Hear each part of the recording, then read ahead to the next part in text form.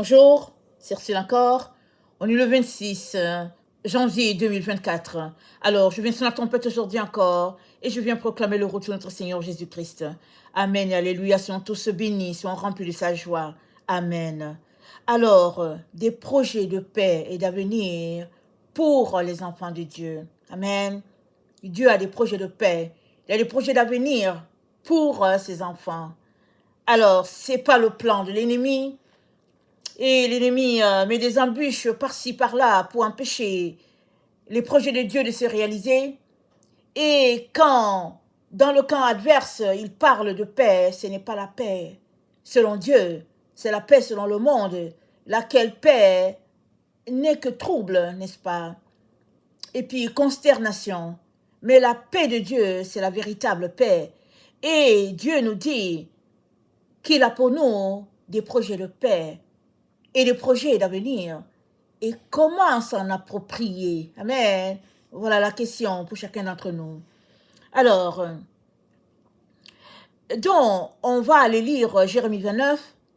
Et c'est l'histoire de Judas, comment Judas a péché, a passé son temps à pécher. Et Dieu leur a dit d'arrêter le péché. Parce que s'il continuait, alors il enverrait le roi Nebuchadnezzar les soumettre, n'est-ce pas, et les exporter, les expatrier. Mais ils ont continué et le moment arriva où ils furent déportés. Et à la consternation générale, n'est-ce pas, parce qu'ils se disaient que Dieu, ça n'allait jamais arriver, et ça finit par arriver. Alors là, Jérémie leur fait une lettre pour les encourager, parce que souvent, quand on est déporté, on peut chercher, on peut établir des plans pour fuir, pour dire, ok, je vais fuir, je vais retourner dans mon pays. On peut, au fait, vivre dans l'illusion en se disant, oui, Dieu nous a fait déporter, mais qu'après 2-3 mois, il va venir nous prendre. Et puis, parmi les gens qui ont été déportés, il y avait des prophètes, n'est-ce pas, des faux prophètes. Il y avait aussi des vrais, n'est-ce pas. Il y avait, en tout cas, toute la classe était représentée plus ou moins, à part les vieilles personnes, et puis les personnes à mobilité réduite qui étaient restées sur le territoire. Et Dieu leur avait dit de ne pas quitter et que le roi Nebuchadnezzar allait s'occuper d'eux. Mais les personnes les plus robustes avaient été déportées. Et puis même plusieurs de classes distinguées, de familles distinguées, travaillaient, n'est-ce pas, dans la cour du roi. Alors voilà ce qui est arrivé à Judas. Et alors, Jérémie, donc pour les encourager, leur a fait une lettre. Et ce n'était pas une lettre qui venait de Jérémie, n'est-ce pas? C'était une lettre qui venait de l'Éternel lui-même, par le canal de Jérémie qui était le prophète de l'Éternel en ce temps-là. Alors, voici le contenu de la lettre que Jérémie, le prophète, envoya de Jérusalem au reste des anciens en captivité, aux sacrificateurs, aux prophètes, à tout le peuple que Nebuchadnezzar avait amené captif de Jérusalem à Babylone. Je suis dans Jérémie 29, le verset 2 cette fois-ci. Après que le roi Jéconia, la reine, les eunuques, les chefs de Juda et de Jérusalem, les charpentiers et les serruriers furent ressortis de Jérusalem, il l'a remis à Eliasa, fils de Shaphan, et à Maria, fils de Ilkija, envoyé à Babylone par Sédécia, roi de Juda, auprès de Nebuchadnezzar, roi de Babylone. Elle était ainsi conçue. Ainsi parle l'Éternel des armées, le Dieu d'Israël, à tous les captifs que j'ai amenés de Jérusalem à Babylone. Bâtissez des maisons et habitez-les, plantez les jardins et mangez-en les fruits. Prenez des femmes et engendrez des fils et des filles. Prenez des femmes pour vos fils et donnez des maris à vos filles afin qu'elles enfantent des fils et des filles. Multipliez là où vous êtes et ne diminuez pas. Recherchez le bien de la ville où je vous ai amené en captivité et priez l'Éternel en sa faveur parce que votre bonheur dépend du sien. Car ainsi parle l'Éternel des armées, le Dieu d'Israël, ne vous laissez pas tromper par vos prophètes qui sont au milieu de vous et par vos devins. N'écoutez pas vos songeurs dont vous provoquez les songes. Amen.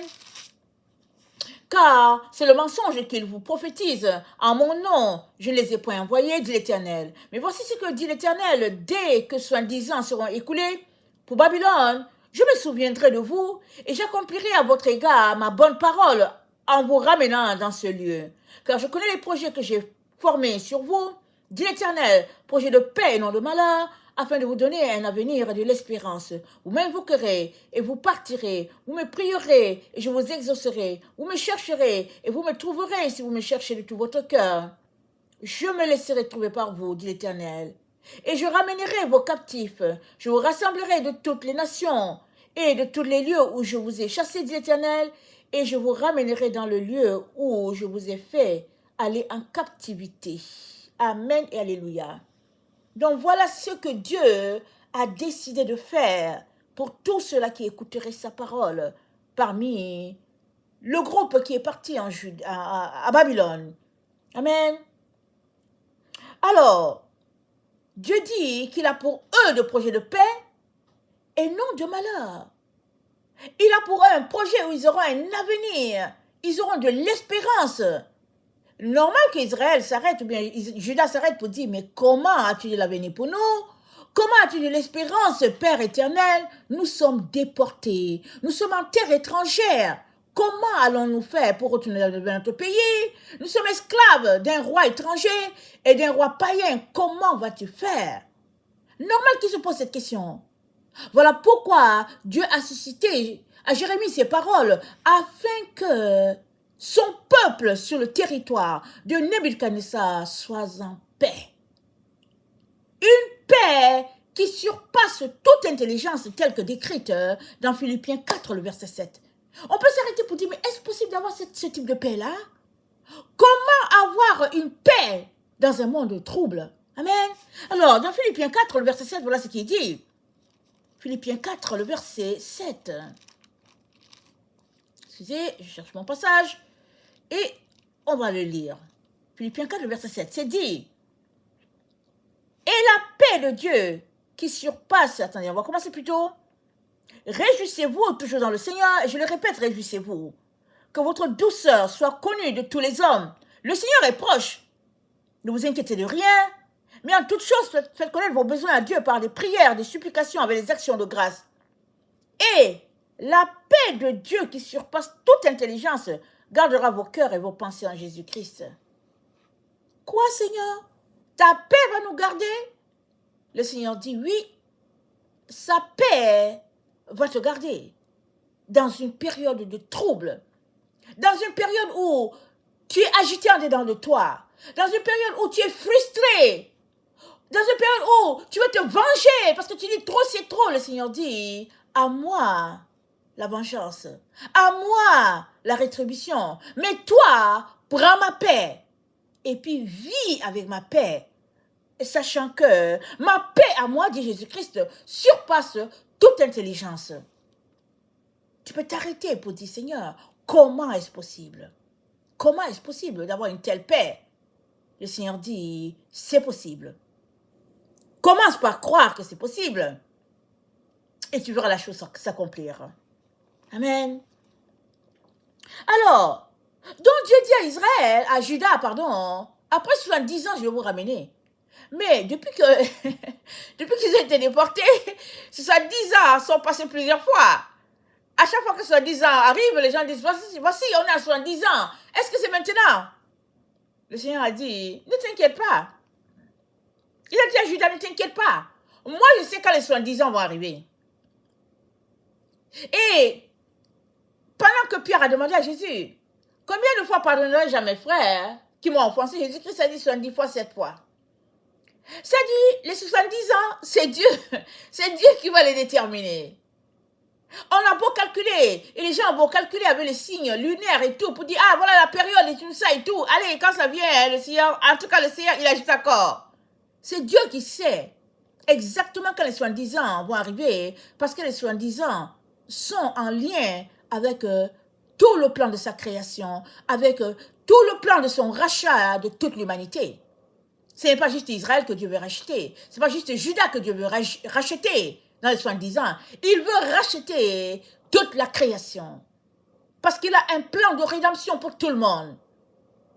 Maintenant, c'est qu'il nous demande, nous ses enfants, il dit de marcher dans sa paix.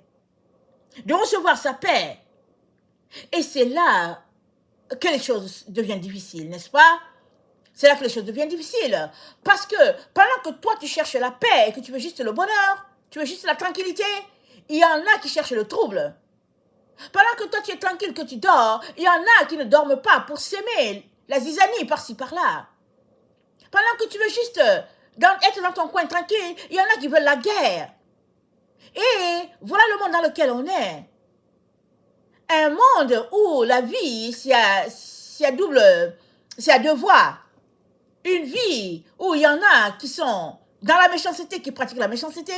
Il y en a qui ne veulent rien de ça, qui veulent juste la paix et puis qui veulent juste pratiquer leur paix. Il y en a qui sont dans les ténèbres et puis ils excellent dans les ténèbres. Ils veulent les ténèbres, ils veulent la vie des ténèbres parce que pour eux, c'est ça, l'essence, c'est qui les fait marcher. Et il y a les autres, ils disent, Seigneur, on veut juste la lumière. Mais comment aller chercher la lumière?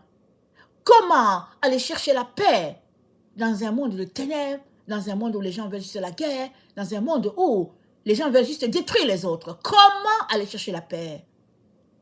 Amen. Dans Jean 14, le verset 27, notre Seigneur Jésus-Christ nous dit ceci. Jean 14, le verset 27. Commencez à lire au 25, n'est-ce pas? Je vous ai dit ces choses pendant que je demeure avec vous.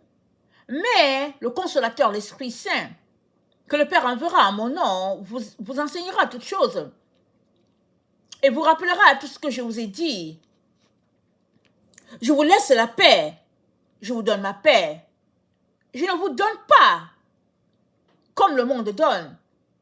Que votre cœur ne se trouble point et ne s'alarme point. Amen. Je vous donne ma paix, dit Jésus.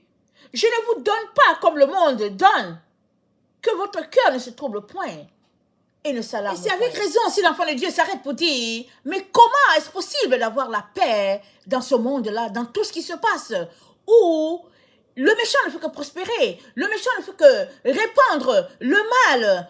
Et comment, Seigneur, avoir ta paix dans cela? Et dans le psaume 10, au verset 4, c'est dit, le méchant dit avec arrogance, Dieu ne punit pas. Il n'y a point de Dieu, voilà toutes ses pensées. Ses voies réussissent en tout temps. Tes jugements sont trop élevés pour l'atteindre. Il souffle contre tous ses adversaires. Il dit en son cœur, je ne chancelle pas. Je suis pour toujours à l'abri du malheur. Sa bouche est pleine de malédictions, de tromperies, de fraudes. Il y a sous sa langue de la malice et de l'iniquité. Il se tient en embuscade près des villages. Il assassine l'innocent dans les lieux écartés. Ses yeux épient le malheureux. Il est aux aguets dans sa retraite, comme le lion dans sa tanière. Il est aux aguets pour surprendre le malheureux. Il le surprend et l'attire dans son filet. Il se courbe, il se baisse, et les misérables tombent dans ses griffes. Il dit en son cœur, Dieu oublie, il cache sa face, il ne regarde jamais. Voilà ce que le méchant dit. Et il continue de faire le mal, et il continue de faire le mal, et il continue de faire le mal. Et c'est sur toute la terre. Et Dieu dit, la terre est remplie de ténèbres. Amen. Et l'obscurité a envahi le peuple. De méchanceté en méchanceté, de méchanceté, de plan en plan, finalement, toute la terre a été souillée. Et Dieu te dit à toi qui es son fils, il dit, reçois ma paix. Vis par ma paix. Comment est-ce possible? Amen. Comment est-ce possible? Oui, c'est possible. Jésus l'a dit, c'est possible. Il a vécu, il a marché dans la paix. Il a montré l'exemple. La méchanceté n'a pas commencé dans notre temps. La méchanceté, elle est aussi vieille que le monde existe. C'est tout simplement que dans notre temps, c'est plus accentué que par le passé. Et dans les temps à venir, ça va toujours en s'intensifiant, alors que aussi la lumière va aussi en s'intensifiant pour ceux qui ont choisi la lumière. Et Dieu te dit de choisir la lumière.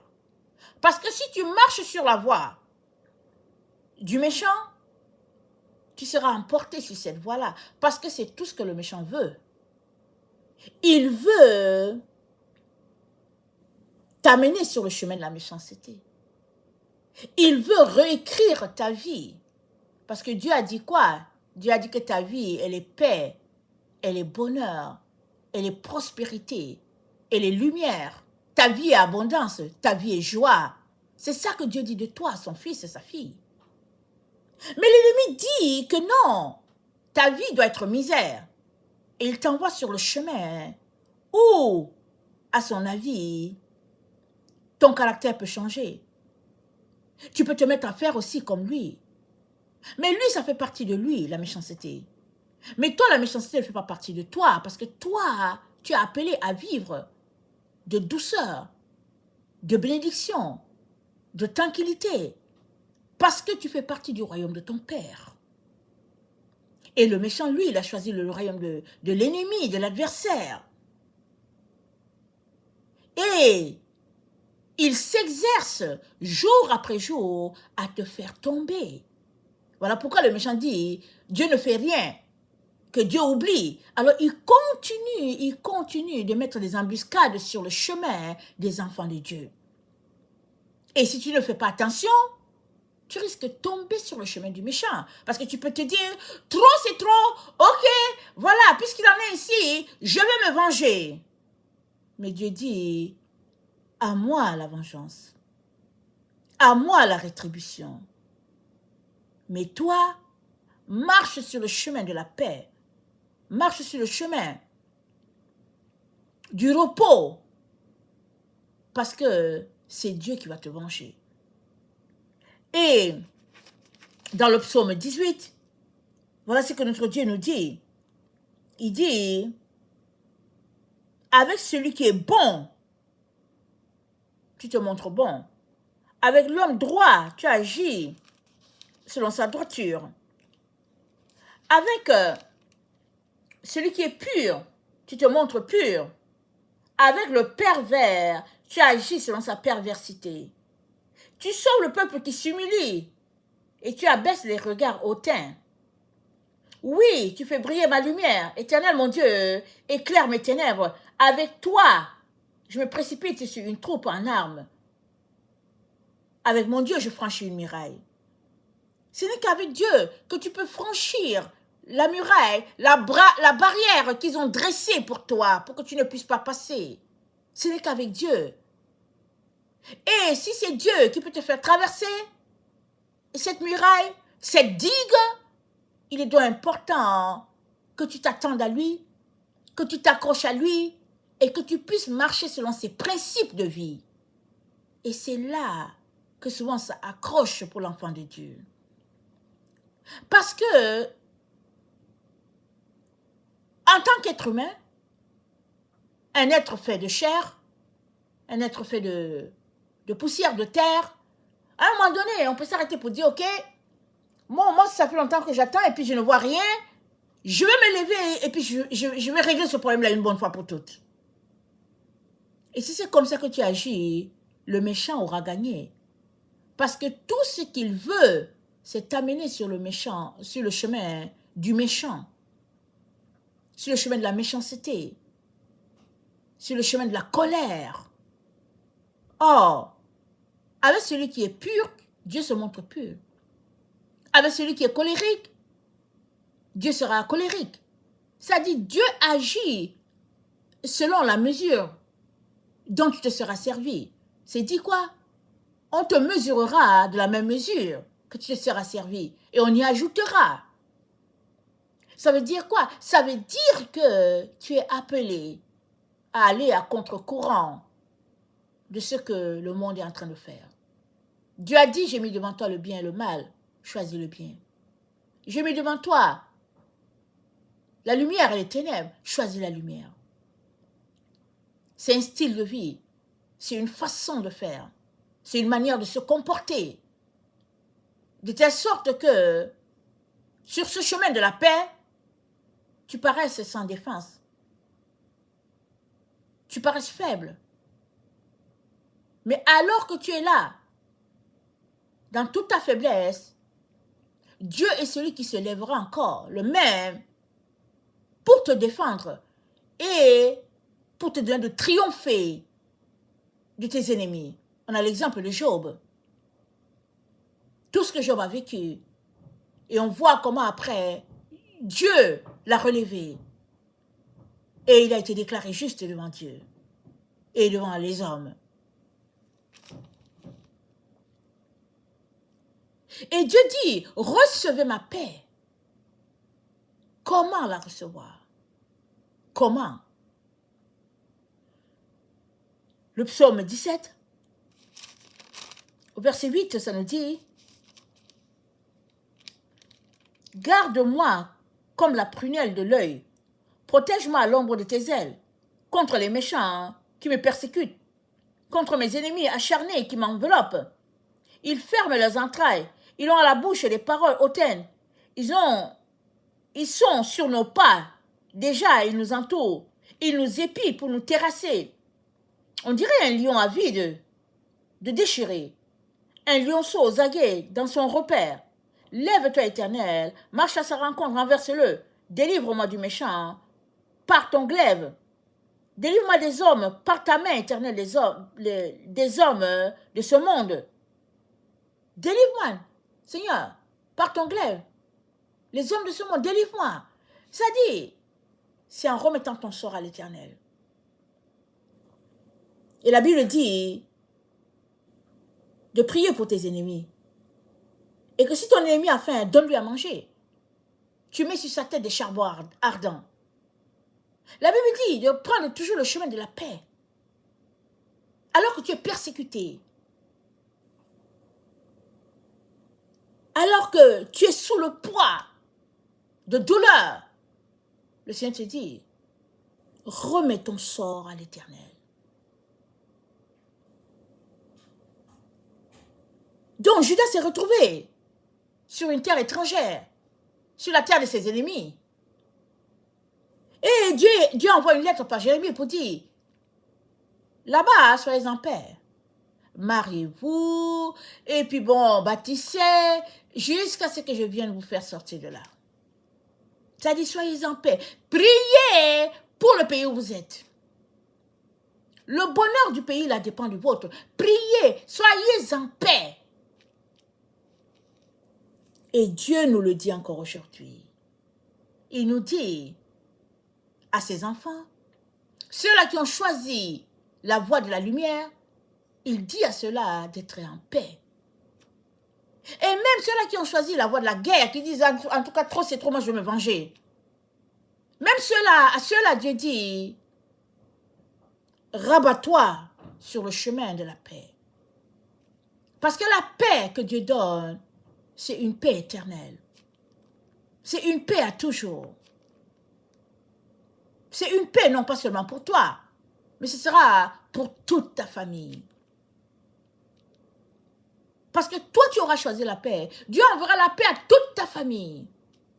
Il te délivrera de l'oppresseur, de son plan, qui est un plan pour nuire. Il t'en délivrera.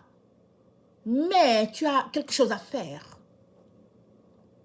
Il y a plusieurs qui attendent que la paix que Dieu a proclamée puisse tomber sur l'humanité. Bam! Voilà la paix. Mais ce ne sera pas comme ça. Amen. Ça ne sera pas comme ça que ça va tomber sur l'humanité. Ça va commencer par toi. Que tu choisisses la paix. Que tu choisisses de prier pour tes ennemis. Que tu choisisses de t'attendre à Dieu. De dire, Seigneur, voilà ceci, voilà A, B, C, D, que tu énumères tout ce qui est là. Et que tu dis, Seigneur, je pardonne.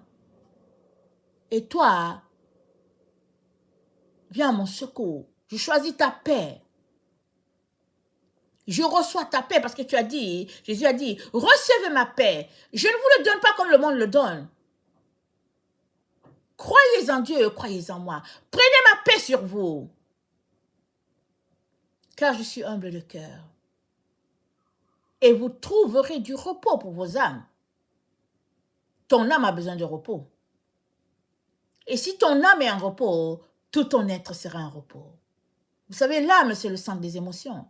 Il y a la volonté là-bas, il y a l'intelligence là-bas, il y a la colère, il y a la joie, il y a le bonheur, il y a tout là-bas dans l'âme. Tout est là-bas. Selon ta réaction, ton être prendra une direction ou une autre.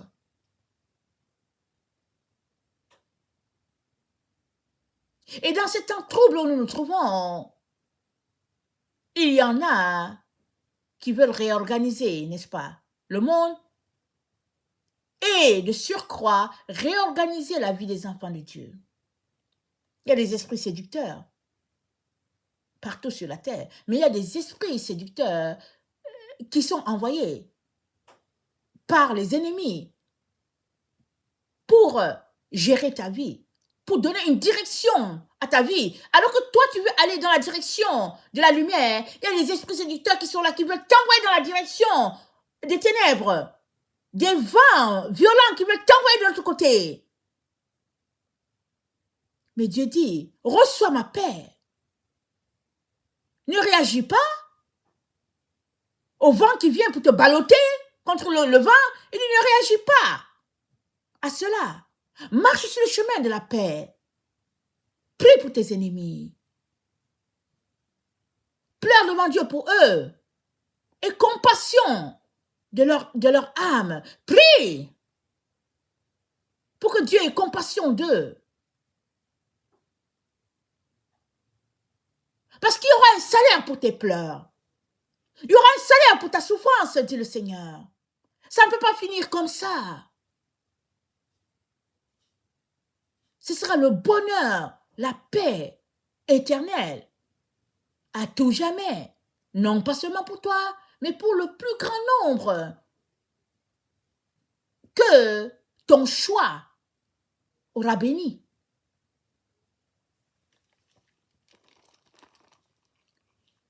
Dans le psaume 24,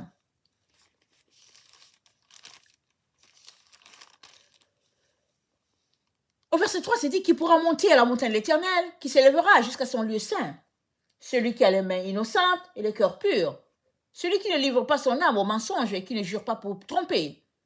Il obtiendra la bénédiction de l'Éternel, la miséricorde du Dieu de son salut. Voilà le partage de la génération qu'il invoque, de ceux qui cherchent ta face, Dieu de Jacob. Porte élevez vos linteaux, élevez-vous, porte éternelle, que le roi de gloire fasse son entrée. Qui est le roi de gloire? L'Éternel fort et puissant, l'Éternel puissant dans les combats. Porte, élevez vos linteaux, élevez-les, porte éternelle, que le roi de gloire fasse son entrée. Qui est donc ce roi de gloire? L'Éternel des armées, voilà le roi de gloire. Tu es appelé à ouvrir tes portes pour laisser entrer le roi de gloire. Les portes de ton cœur. Parce que si tu ne laisses pas entrer le roi de gloire en toi, alors ce sera juste la colère, la méchanceté, les ténèbres, la vengeance. Parce que là où le roi de gloire est, là-bas, tout est paix, tout est lumière, tout est gloire, tout est bonheur, tout est tranquillité, calme. Voilà là où le roi de gloire se trouve. Et il te dit de le laisser entrer. Tu peux t'arrêter pour dire non, Seigneur, non. Je t'ai laissé entrer la fois dernière. Et puis, non, je vais régler ce problème moi-même. Je vais le régler, Seigneur. Non. Mais il te dit, il te dit de le laisser entrer. Parce que lui, il sait comment il va régler le problème pour toi. C'est pour te donner un avenir et de l'espérance. Tu peux t'arrêter pour dire, mais comment? Comment vas-tu me donner un avenir et de l'espérance, Seigneur? Mais, ici, la foi intervient. Amen. On est appelé à marcher par la foi. On est appelé à voir notre Dieu tel qu'il est, c'est-à-dire un grand Dieu puissant. Un Dieu qui a ses règles de vie, qui a ses normes et qui a sa façon de fonctionner. Un Dieu patient, un Dieu paisible, un Dieu en qui nous devons nous confier jusqu'au bout. Dans la maison de Dieu, il y a toutes sortes de pensées, n'est-ce pas? Il y en a qui vont s'associer avec les gens du monde. Et puis quand ça chauffe par là-bas, ils viennent, ils disent, oh Jésus, protège-moi, je suis ton enfant et tout et tout. Oh Seigneur Jésus, vraiment, mon Dieu, mon roi. Et puis, ils sont là avec Jésus pendant 2-3 jours. Et puis, ils retournent là-bas quand ça chauffe. Oh Jésus, Jésus. Mais ça ne marche pas toujours comme ça. Et puis, ça ne sera pas toujours comme ça. Tu peux faire ça pendant un certain temps. Et puis, vient un temps où Dieu va te dire, choisis exactement ton camp. Et puis, si tu ne choisis pas, ben, ton attitude va montrer dans quel camp, va révéler de quel camp tu es vraiment. Et tu te seras fermé la porte de l'autre côté. Dieu ne veut pas cela pour toi. Il te dit, choisis la paix. Et Dieu dit à Judas, c'est vrai, je vous ai envoyé dans le pays de Nebuchadnezzar. C'est vrai, vous n'êtes pas libre de vos mouvements, vous êtes des esclaves là-bas. Mais il dit, priez pour le pays. Parce que ce que j'ai pour vous, c'est la paix. Je vous ai envoyé là-bas à cause de la paix. Parce que vous avez tellement sali le pays que je vous ai donné, que là où c'est rendu, il faut un temps de jachère. Il faut le repos au pays. Si je vous laisse ici, là, vous allez périr. Vous allez tous périr. Parce que la loi de l'Éternel, la loi de la nature, il y a les juges sur la terre. Tout cela, ça a des conséquences. Rien n'est sans conséquence. Vous avez tellement pollué le pays que c'est rendu que il doit avoir un jugement sur le pays. Et le jugement est arrivé, c'est que la terre doit se reposer, les animaux doivent se reposer. Et puis vous qui faites, vous qui n'obéissez pas à la loi, vous devez être déportés. Parce que si je vous laisse ici, vous allez continuer d'user du pays. Vous allez continuer d'user de la terre. Parce que la loi dit qu'après 6 ans, la 7e année, la terre doit avoir son repos. Mais Judas n'a pas observé. Alors si Dieu les laissait là encore, ils allaient continuer la même chose. Ils allaient dire que ouais, bon, on va observer le sabbat, et puis après un certain temps, ils vont se retrouver à aller dans les champs le jour du sabbat. Et Dieu a dit, ok, allez, on les déporte, on laisse dans le pays les personnes âgées, elles sont déjà affaiblies, et ce sera tranquille, comme ça, ce sera le repos que le Seigneur a demandé pour les animaux, pour les plantes, pour la terre, pour tout. Alors Dieu dit, je ne vous ai pas envoyé là-bas pour en finir avec vous, mais non, je vous ai envoyé là-bas pour que vous ayez un avenir qui est de l'espoir, de l'espérance pour vous et pour vos enfants. Et c'est la même chose que Dieu nous dit. Peu importe la situation dans laquelle on se retrouve, Dieu a pour nous un projet de paix, un projet de bonheur. Maintenant, notre réponse va déterminer dans quelle direction nous allons nous retrouver. Et Dieu aimerait que tu te retrouves dans la direction qu'il t'a indiquée. C'est là qu'il aimerait que tu te retrouves. Dieu a pour toi des projets de paix. Il a pour toi des projets de bonheur. Amen. Et il t'invite en ce jour à aligner tes pensées, ta volonté à ce qu'il est en train de faire sur toute la terre avec ses enfants. Il y aura un reste sur cette terre. Même si ceux-là qui veulent le mal ont pour projet de répandre leur mal, toi, Dieu te demande de choisir la paix. Et les résultats qu'il y aura pour toi, ce sera des résultats de paix. Tu récolteras ce que tu sèmeras. Tu sèmes la méchanceté, tu récolteras la méchanceté. Tu sèmes la paix, tu récolteras la paix. Tu sèmes l'amour, tu récolteras l'amour. Je terminerai en lisant Michée 7, le verset 7. Ça dit, pour moi, je regarderai vers l'Éternel. Je mettrai mon espérance dans le Dieu de mon salut. Mon Dieu m'exaucera. Ne te réjouis pas à mon sujet, mon ennemi. Car si je suis tombée, je me relèverai. Si je suis assise dans les ténèbres, l'Éternel sera ma lumière. Je supporterai la colère de l'Éternel puisque j'ai péché contre lui, jusqu'à ce qu'il défende ma cause et me fasse droit. Il me conduira à la lumière et je contemplerai sa justice. Mon ennemi le verra et sera couverte de honte. Elle qui me disait, où est l'Éternel ton Dieu? Mes yeux se réjouiront à sa vue. Alors elle sera foulée aux pieds comme la boue des rues. Le jour où l'on rebâtira tes murs, ce jour-là, tes limites seront reculées. En ce jour-là, on viendra vers toi de l'Assyrie et des villes d'Égypte, de l'Égypte jusqu'au fleuve, d'une mer à l'autre et d'une montagne à l'autre. Le pays sera dévasté à cause de ses habitants, à cause du fruit de leurs œuvres.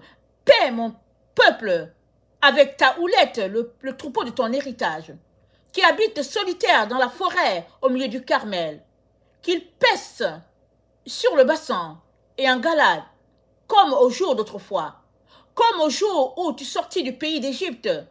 Je te ferai voir des prodiges. Les nations verront et seront confuses avec toute leur puissance. Elles mettront la main sur la bouche, leurs oreilles seront assourdies. Elles lécheront la poussière comme le serpent, comme les reptiles de la terre. Elles seront saisies de frayeur hors de leur forteresse. Elles trembleront devant l'Éternel, notre Dieu. Elles le craindront. Quel Dieu est semblable à toi, qui pardonne l'iniquité, qui oublie les péchés, du reste de ton héritage? Il ne garde pas sa colère à toujours, car il prend plaisir à la miséricorde. Il y aura encore compassion de nous. Il mettra sous ses pieds nos iniquités. Tu jetteras au fond de la mer tous leurs péchés. Tu témoigneras de la fidélité à Jacob, de la bonté à Abraham, comme tu l'as juré à nos pères au jour d'autrefois. Un Dieu plein de miséricorde, un Dieu plein de compassion, un Dieu plein d'amour. Voilà le Dieu qui est ton Dieu. C'est là que tu as choisi de suivre. Amen. Mais il faudrait que tu le suives dans toutes ses voies. C'est pas quand ça t'arrange que tu dis, ok, je vais obéir à Dieu. Et le jour que ça ne t'arrange pas, tu dis, ok, moi je vais aller me venger, je vais régler ce problème-là. Tu dois obéir à Dieu dans toutes tes voies. Prier pour tes ennemis. Et attendre que le secours promis par l'Éternel te vienne, afin que la gloire de l'Éternel soit vue. Parce que ce qu'il a pour ses enfants, c'est la paix sur toute la terre, un avenir, de l'espérance. Et ce n'est pas juste pour ceux-là qui sont ses enfants actuels, mais ceux-là qui sont ses enfants sont aussi appelés à aller chercher d'autres. Aller chercher ceux-là qui aiment les voies de la méchanceté. Les enfants de l'Éternel sont appelés à aller les chercher pour les ramener dans la maison du Père, afin qu'il y ait un Père et puis beaucoup d'enfants. Voilà le projet de Dieu. Et le Seigneur t'invite aujourd'hui à faire partie de son projet, à être ce bras, cette main qu'il va utiliser, afin d'étendre son projet sur toute la terre. Oui, tu as une décision à prendre. Et le Seigneur t'invite à prendre ce qui est de mieux. La paix dans ton cœur, la bénédiction à tes ennemis, et la gloire de l'Éternel couvrira la terre comme le fond de la mer. Que le Seigneur bénisse sa parole. Maranatha, Jésus revient. Amen et alléluia. Amen et amen.